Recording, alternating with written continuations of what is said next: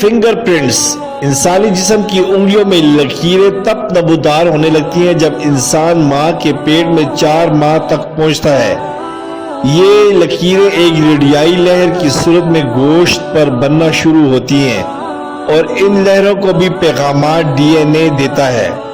مگر حیرت کی بات یہ ہے کہ پڑنے والی لکیریں کسی صورت بھی اس بچے کی جد و امجد اور دیگر روئے زمین پر موجود انسانوں سے بالکل میل نہیں کھاتی۔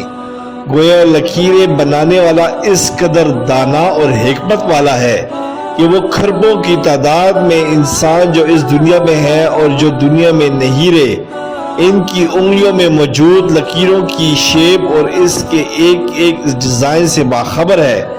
یہی وجہ ہے کہ وہ ہر بار ایک نئے انداز کا ڈیزائن اس کی انگلیوں میں نقش کر کے یہ ثابت کرتا ہے کہ ہے کوئی مجھ جیسا ڈیزائنر، کوئی ہے مجھ جیسا کاریگر، کوئی ہے مجھ جیسا آرٹسٹ، کوئی ہے مجھ جیسا مصور، کوئی ہے مجھ جیسا تخلیق کار۔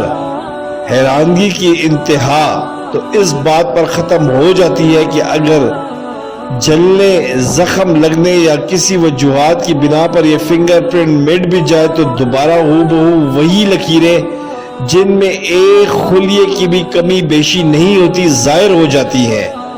بس ہم پر کھلتا ہے کہ پوری دنیا بھی جمع ہو کر انسانی انگلیوں پر کسی بھی وجوہات کی بنا پر مٹ جانے والی ایک فنگر پرنٹ نہیں بنا سکتی۔